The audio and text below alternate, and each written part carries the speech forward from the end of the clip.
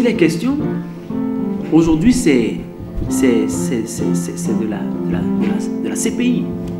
D'accord? Parce que, bon, nous avons parlé de la paix, nous avons parlé de la guerre, nous avons parlé de la justice sur nos dernières parutions. Mais il y a quand même quelque chose qui est très important. Alors, la Cour pénale internationale, telle que pensée, et telle que ça fonctionne, on a encore l'impression, je crois que je ne trahis pas, je ne trompe pas en le disant, que c'est taillé sur mesure pour régler des comptes à des personnes bien ciblées. En l'occurrence, des gens qui n'ont pas une certaine vision, qui colle à celle qui semble être prédominante. Lorsque vous êtes leader en Afrique ou bon, n'importe quel endroit sur la planète, d'accord, mais surtout en Afrique. Et lorsque votre vision, lorsque votre voix ne semble pas être convergente à la voie indiquée par l'Occident, c'est comme si, bon, on déclenche le processus exprès pour vous broyer. D'accord? Et je pense que là, vous voyez, c'est de deux poids, deux mesures. C'est de l'injustice. C'est une injustice alors que nous sommes là, on parle de la Cour pénale, dans la maison de justice. Dans la maison de justice, normalement, il faut que les gens se le fassent avec justice, pour ne pas se répéter comme des pléonasmes. D'accord? Et puis, c'est ce qu'on voit aujourd'hui, effectivement. Hein? Ben, vous, qu'est-ce que vous pensez de ça? Et puis, qu'est-ce que... Hein? Cette question me fait sourire, ouais.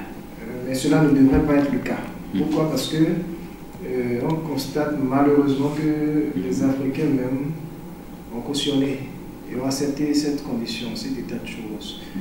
C'est triste.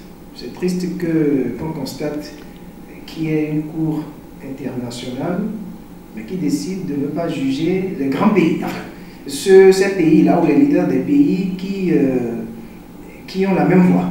Mais on constate que voilà, c'est vraiment une histoire de clan, de groupe. Quand tu es dans le groupe favorable, tu peux commettre toutes les atrocités de ce monde, mais tu ne seras pas inquiété. Ce que les Africains devraient faire, moi je pense quand même qu'il faut répliquer, il faut réagir. Il faut aujourd'hui, pour aller très vite, créer aussi en Afrique, pas une cour pénale, non, on n'en a plus besoin.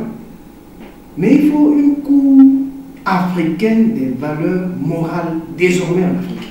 Ah ouais, ça. Oui, cette notion me semble. Une cour africaine des valeurs morales. Oui. Ah oui. Ainsi, cette cour pourra aussi, n'est-ce pas s'ingérer, on ne va pas utiliser le terme. Mais s'auto-saisir. Mais ça dit, voilà, saisir les cas où elle constate qu'il y a violation quand même des valeurs morales.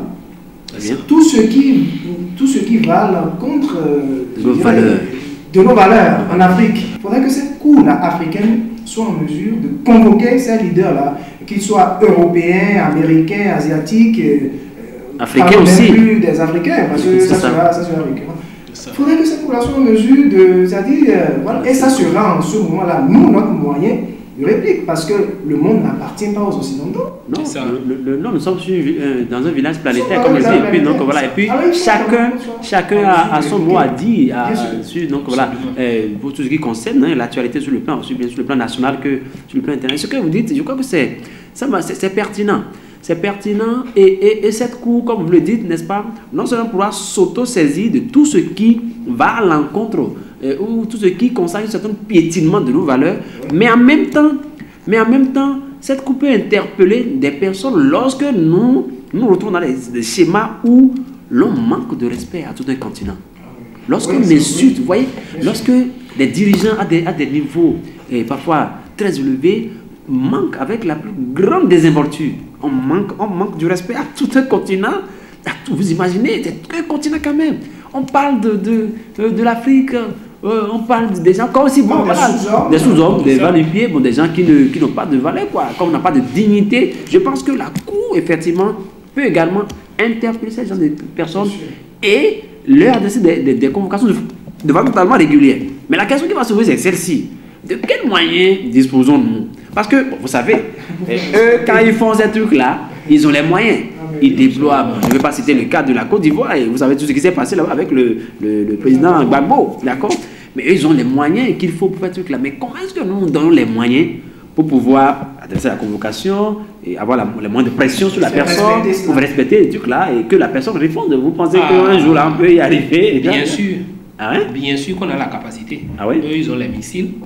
Ils dépensent des millions de dollars, d'euros dans les missiles et dans tout ce qu'on sait. C'est ça, oui, oui. Non, mais nous-mêmes, chez nous, nous avons nos valeurs endogènes. Ah. On a le 1 plus 1. Bon, on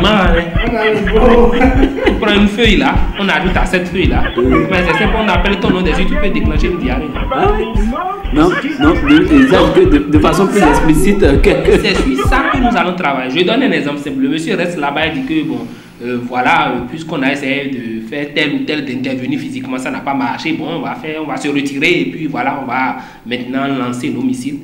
Mais je vous dis, aujourd'hui en Afrique, dans certains pays africains qui sont vraiment assis dans les réalités endogènes, mais les gens ont des antiballes, non? Mais pourquoi souvent on parle de, excusez-moi, on parle peut-être de braquage par exemple, ou bien de tel acte, et puis on dit que les forces de l'ordre ont été abattues, qu'il y a eu échange de tirs. Mais quand on dit échange de tirs, c'est que je t'ai tiré dessus, tu m'as tiré dessus. Mais au finish, bon, on dit que les gars sont partis avec des millions. Ne nous voilons pas la face, les gens sont des anti-balles. Moi, j'ai vu une fois un vieux qui a fait une démo devant moi. Qu'est-ce qu'il a fait? Il s'est mis une amulette, non? En tout cas, il s'est mis un truc au bras avec des choses bizarres. Il s'est porté au bras. Et il m'a dit, viens petit, je suis venu. Et il s'est mis sous la pluie. Mais partout où lui passait, la pluie ne le touchait pas. Et donc, vous pensez que c'est-à-dire, il faut que nous ayons cette possibilité, il faut que nous ayons les moyens d'aller puiser. Bien sûr, et ça là n'a pas besoin de grands moyens. Il a dit, mais on peut pas donc moi. Et on lui adresse la convocation officiellement. On dit, gars, c'est ça. C'est ça. Voilà. Disons, une adaptation, ici sans tête là.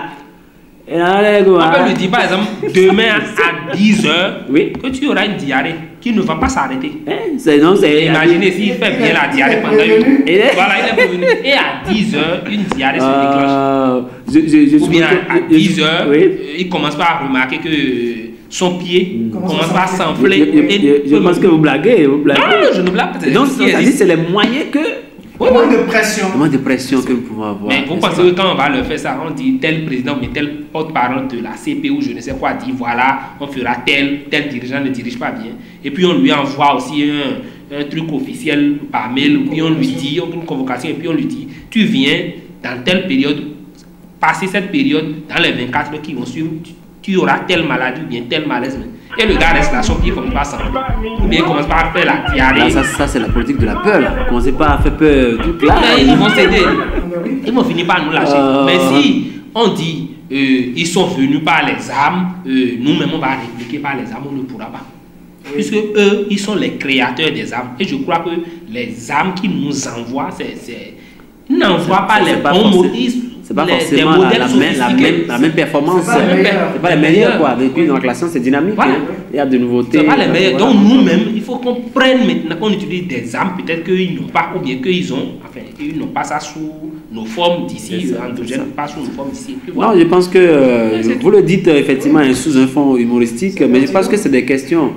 C'est des sujets qui sont assez délicats. On ne va pas rester là et subir tout le temps. Parce que c'est ça, en fait, moi je dis, au-delà même de tout ce qu'on peut dire, on peut en penser, comme vous le dites, bon, c'est pas forcément que nous nourrissons un quelconque sentiment anti-occidental ou que nous soyons, qu'on appelle xénophobes ou détonnant les noms, mais c'est que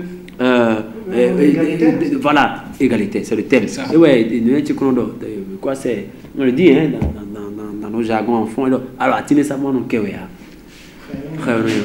que